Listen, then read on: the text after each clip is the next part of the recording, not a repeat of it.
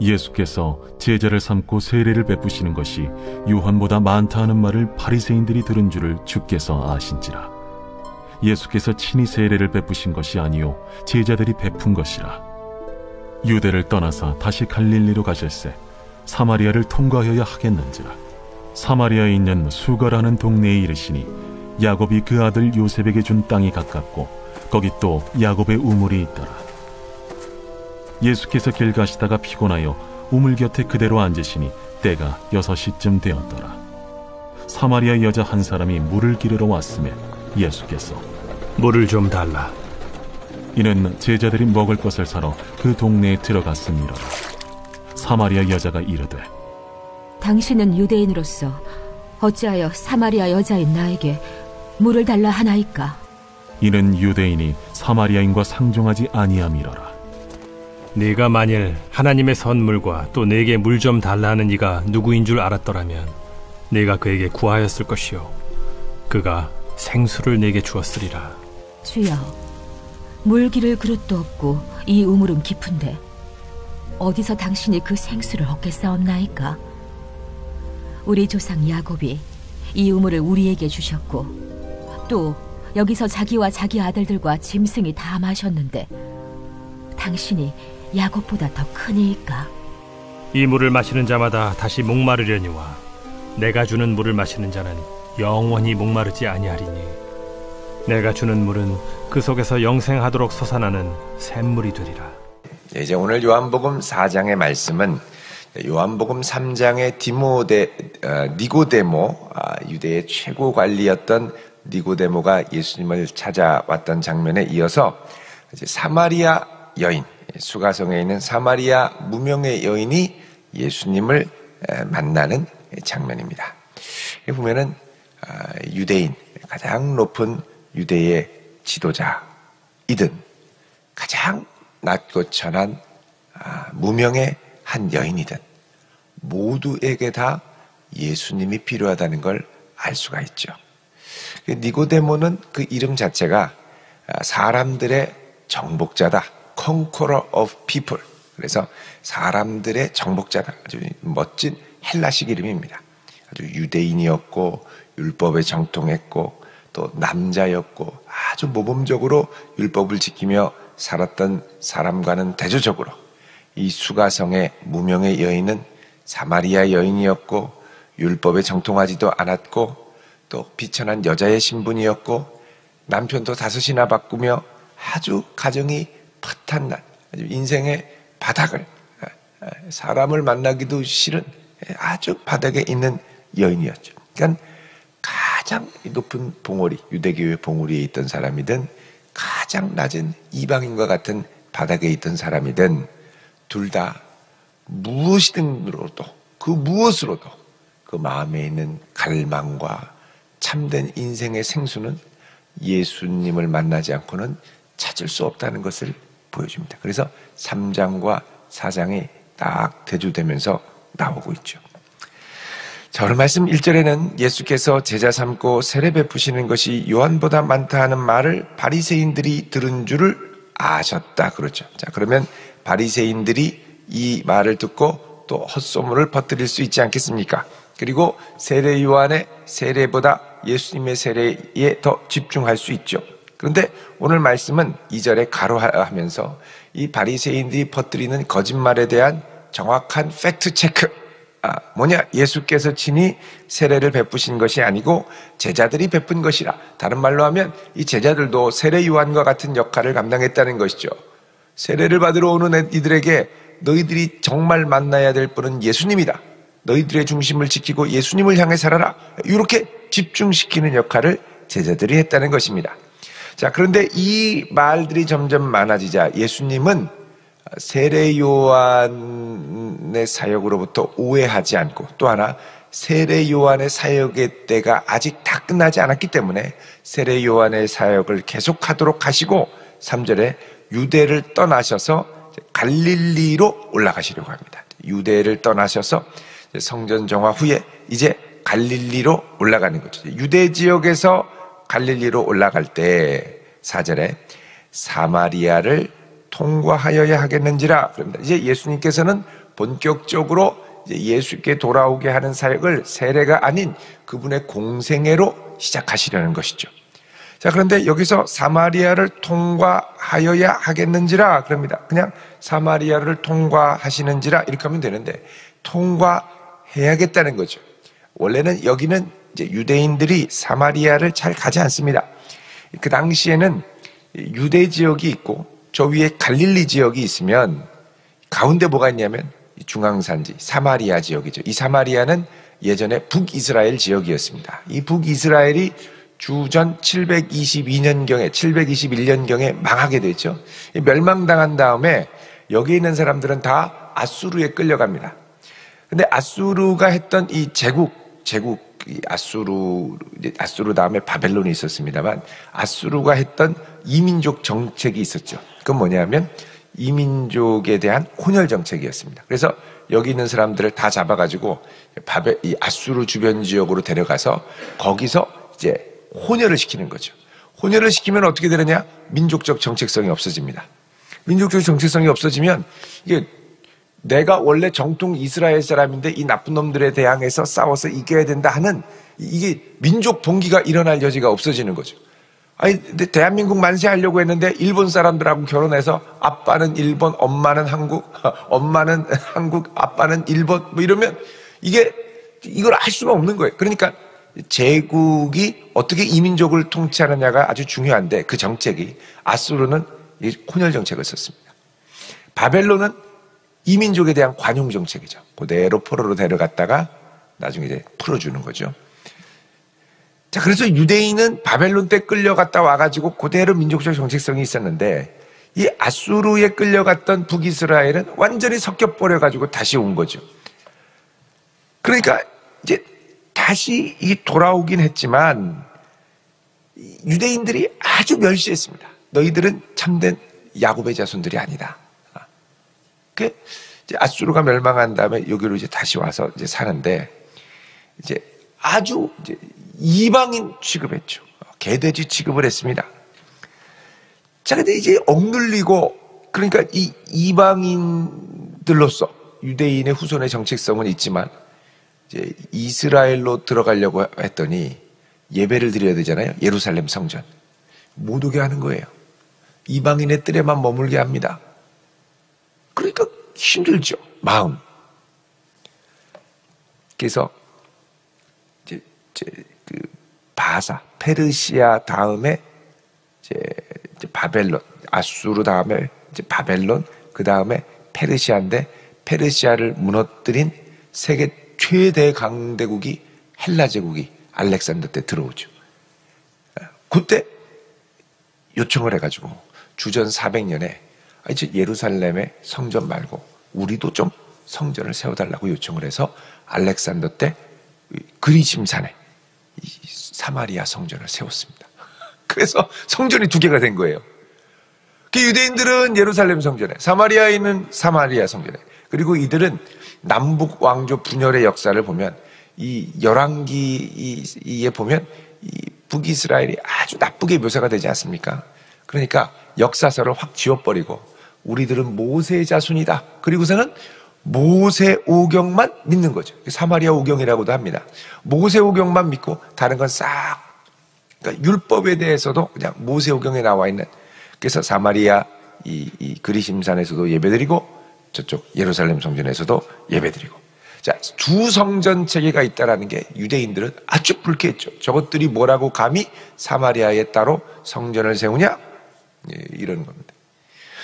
자, 이랬던 게 주전 2세기로 가면 이제 유대가 이제 그 알렉산더가 세운 이 헬라 제국이 이제 분열이 되면서 프톨레미 왕조가 생기고 수리아가 생기는데 이 수리아 때 이제 안티오코스 에피파네스가 유다의 성전에 들어가서 돼지피를 뿌리고 막 난리를 치니까 반발을 하죠. 그래서 마카비 혁명이 일어나서 이제 싹 몰아내고 이때 이제 하스몬 왕조라는 정통 유대인 왕조가 생기게 됩니다. 왕과 제사장이 하나가 되는. 근데 이때 이제 처음 시작했던 사람이 힐카누스라는 사람인데, 이 힐카누스가 딱 집권하고 지도자가 된 다음에 제일 마음이 불편하고 그냥 속이 부글부글 끓는 게 뭐냐? 사마리아 성전이었습니다. 가가지고 사마리아 성전을 다시 무너뜨리죠. 그러니까 이 사마리아 사람들은 이게 우리 성전을 무너뜨린 저 유대가 아주 이제 원수처럼 부글부글 끓는 거죠. 자, 유대인을 미워하고 유대인은 이들을 괄시하고, 그러니까 사마리아와 유대는 상종을 안 합니다. 그러니까 이 유대인들이 저 북쪽의 갈릴리로 가려면 사마리아를 통과 안 합니다. 그리고 사마리아에 가면은 그 중간에 보면 이 아합궁이 있죠. 아합궁. 아주 뭐 멋지게 있는데, 그러니까 돌아가는 거예요. 돌아가는 거예요. 어떻게 가냐면 보통은 이 갈릴리로 가려면 가다가 이제 서쪽으로 빠져가지고 쉐펠라 평원으로 내려가서 블레셋 평원, 샤론 평원으로 해서 위쪽으로 해가지고서는 갈릴리로 올라갑니다. 그 이스라엘 평원으로 넘어가서 사마리아로는 안 갑니다. 중앙산지로 가면 제일 최단 길인데, 그게 안 되면 어떻게 되냐면 여기서 유대 광야로 내려와가지고 요단강 그 세레터 쪽으로 해가지고 넘어가서 사마리아를 빼고서는 요단 동편으로 쭉 갔다가 다시 요단강으로 건너오죠. 거기에 이제 보면 벳시안이라고 하는, 나중에 사울왕이 벽에 매달려 죽은 벳시안이라고 하는 도시가 있습니다. 그 당시에는 데카폴리스, 데가볼리의 일환으로 스키토폴리스라고 하는 아주 거대한 헬라 도시가 있었죠. 이 벳시안으로 넘어와가지고 갈릴리로 넘어갔습니다. 그러니까 요거는 상종하지 않고 어떻게든 피해간다는 거죠. 근데 예수님이 4절에 사마리아를 통과하여야겠는지, 여기 헬라어 주동사 they must라는 단어가 있어요. 반드시 여기를 가야 됩니다. 반드시.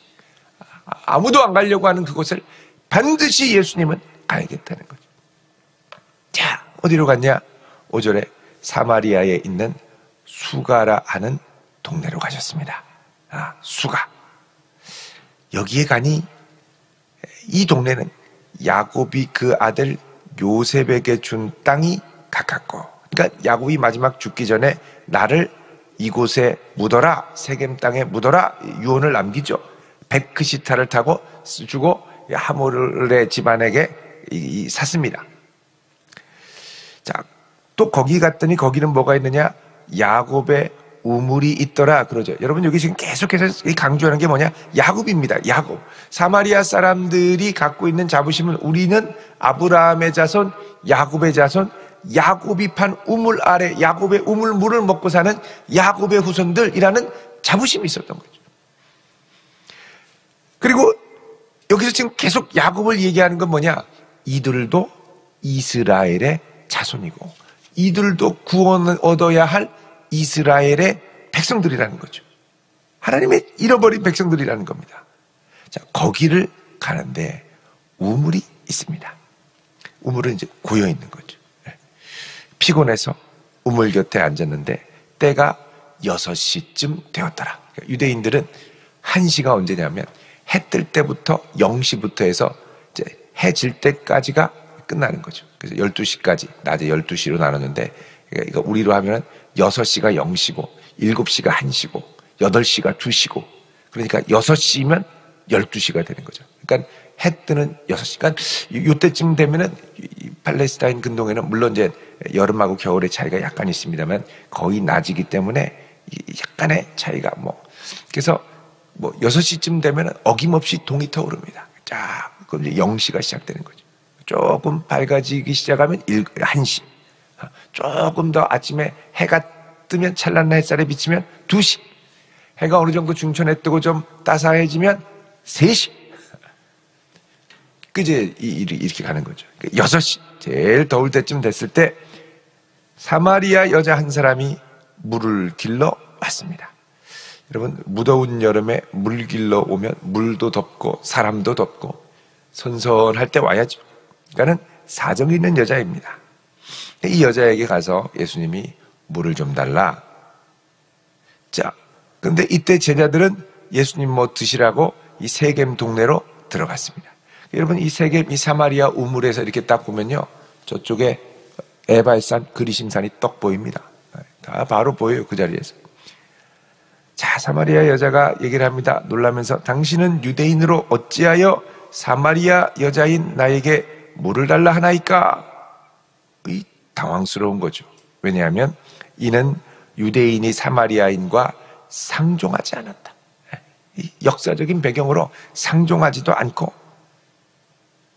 그리고 더구나 이 사람은 여자잖아요. 왜냐하면 어찌하여 사마리아 그 다음에 여자인 나에게 이렇게 얘기를 하죠. 그러니까 사마리아인과 유대인의 간극도 있는데 남자와 여자의 간극, 그 당시에는 남녀 차별이 아주 심했죠. 이런 아주 문화적인, 사회적인, 신분적인, 지리적인 장벽들이 있는데 왜 이걸 뚫고 나에게 물을 달라고 하느냐 하는 거죠. 그러자 예수님이 내가 만일 하나님의 선물과 또 내게 물 좀 달라고 하는 이가 누구인 줄 알았다라면 도리어 내가 그에게 구하였을 것이고 그가 너에게 생수를 주었을 것이라. 자, 내가 부탁하는 사람이 누군지를 알았더라면 생수를 주었을 것이다. 그러니까는 이 여인에게 필요한 것은 뭐냐? 물 좀 달라고 하는 이가 누구인지를 제대로 아는 것. 그러니까 생수를 발견하려면 예수님을 제대로 알아야 됩니다. 우리 인생의 방황은 예수님을 오해할 때 찾아오죠. 예수님을 갈수록 더 많이 깊이 알아갈 수 있기를 축원드립니다. 여기 이제 생수를 주었다 그러는데 이 생수는 우물물하고 다릅니다. 우물물은 고여있는 물이고 여기 생수는 리빙 워터죠. 흐르는 물, 러닝 워터입니다. 콸콸콸콸 흐르는 생수. 이 여자가 깜짝 놀라죠. 주여, 물 기를 그릇도 없고 이 우물은 깊은데 당신은 어디서 생수를 얻겠습니까? 어디서 그런 물이 있냐는 거죠. 우리 조상 야곱이 이 우물을 우리에게 주었고 또 여기서 자기와 자기 아들들과 짐승들이 다 마셨는데 당신이 야곱보다 더 크니까, 아니 우리 조상 야곱이 팠던 이 우물을 우리가 아직까지 먹고 마시고 있는데 생수를 주신다니요. 당신이 더 크십니까? 이렇게 얘기를 하죠. 예수님이 이 물을 마시는 자마다 다시 목마르려니와 이 우물물 마시면 다시 목마르지만 내가 주는 생수를 마시면 영원히 목마르지 아니하리니 내가 주는 물은 그 속에서 영생하도록 솟아내는 샘물이 되리라 그러죠. 자, 이 물은 단순한 물이 아니라 우리 속에서 영생을 유발하는 샘물이 된다는 겁니다. 자, 이게 뭐냐? 요한복음 7장 38절에 보면 그 명확하게 예수님이 말씀을 하시죠. 37절 38절 같이 읽겠습니다. 시작. 명절 끝날 곧 큰 날에 예수께서 서서 외쳐 이르시되 누구든지 목마르거든 내게로 와서 마시라. 나를 믿는 자는 성경의 이름과 같이 그 배에서 생수의 강이 흘러나오리라 하시니. 39절에 이는 그를 믿는 자들이 받을 성령을 가리켜 말씀하신 것이라. 성령을 가리켜 말씀하신 것이라. 자, 이제 너가 나를 만나서 나를 통하여 성령의 능력으로 새로워지고 변화될 때 절대 목마르지 않겠다는 거죠. 여러분, 니고데모 때는 어땠습니까? 다시 태어나는 문제로 얘기를 했죠. 어떻게 모태로 다시 들어갑니까? 그런데 예수님이 다시 태어난다는 게 모태로 들어가는 게 아니라 위로부터 나는 거다. born again이 아니라 born above. 위로부터 태어나는 것, 위로부터 주어지는 능력으로 변화갖고 중생하는 것, 나의 딱딱하고 굳은 마음이 중생하는 역사, 성령의 역사를 말씀하신 것이죠. 자, 그래서 이 사마리아 여인은 이제 이거에 대한 선지식이 아무것도 없다가 이제 예수님을 통해서 이제 하나씩 마음이 열리게 됩니다. 그 매개점이 뭐냐? 물이죠. 물. 그래서 여러분, 우리가 전도를 할 때 항상 이 매개점이 되는 다리가 있습니다. 그 사람은 온통 물 문제로 고민을 할 때 진짜 물에 대해서 얘기하는 거죠. 행복에 대해서 얘기할 때 진짜 행복에 대해서 얘기하는 거죠. 우울함과 불행에 대해서 얘기할 때 진짜 우울함과 진짜 불행이 무엇인가를 얘기해야죠. 이 모든 것은 다 무엇과 관련이 있느냐? 예수님과 관련이 있습니다. 예수님을 떠날 때 찾아오는 불행, 예수님을 찾아올 때 우리가 얻을 수 있는 행복, 만족, 다 예수 그리스도와 연관된 우리 인생의 이 다리를 잘 놓아야 됩니다. 다리를 통하여 결국은 예수님께로 이를 수 있도록 예수님이 이 물을 통해 이제부터 이 여인의 마음을 하나하나 녹이기 시작하는 거죠. 여러분, 예수님께서 여기까지 오신 것은 이 사마리아 여인 하나를 구원하기 위함 뿐만 아니라 이 여인을 통하여 그 지역의 잃어버린 영혼들을 구원하기 위해서입니다. 그래서 여러분 4장 끝에 보면 39절에 여자의 말이 내가 행한 그 모든 것을 내게 말하였다 증언하므로 그 동네 중에 많은 사마리아인이 예수를 믿고 40절에 더 유하시기를 청하니까 이틀을 더 유하시며 예수의 말씀으로 말미암아 믿는 자가 더욱 많아졌다. 그러면서 42절에 이분이 참으로 세상의 구주이신 줄 알았다라고 고백을 하죠. 예수님께서는 가장 핵심적인 유대 니고데모를 만나시고 또 그 이전에 어떻게 했습니까? 유대 성전을 뒤집어 엎으면서 내가 사흘 만에 성전을 다시 짓겠다고 그랬죠. 이제 이 성전을 짓는 재료들은 최고의 유대 국왕뿐만 아니라 가장 낮은 사마리아의 여인, 무명의 여인, 아무것도 아닌 것 같고 인생의 비탄과 비참 가운데 빠진 그 여인들까지 찾은 이들도 하나님의 자녀라는 거죠. 그런데 이 여인은 그런 생각이 아무것도 없었습니다. 그러니까 나는 잊어버려도 잊지 않고 나를 붙드시는 주님, 그 주님이 오셔서 우리를 그분의 성전으로 불러주신다는 것입니다. 이 주님 앞에, 우리를 추격하여 찾아오시는 주님 앞에 우리가 마음을 활짝 열고 갈 때 하늘의 신령한 은혜와 생수로 충만하게 우리를 채워주실 줄로 믿습니다. 이 생수로 충만한 하루 되시기를 주의 이름으로 축원드립니다. 기도하겠습니다. 거룩하신 아버지 하나님, 오늘 이 한날도 세상이 알 수 없는 기쁨과 성령의 충만함으로 우리를 채워 주시옵시고 우리 주변에 목마른 이들을 예리한 눈으로 찾아 그리스도 예수를 증거하는 하나님의 자녀 되게 하옵소서. 주님만이 참으로 우리 인생의 갈증을 해결하여 주시는 생수가 되심을 고백합니다. 오늘 이 아침 모셔서 우리를 충만하게 채워 주시옵소서. 예수님의 이름으로 기도드리옵나이다. 아멘.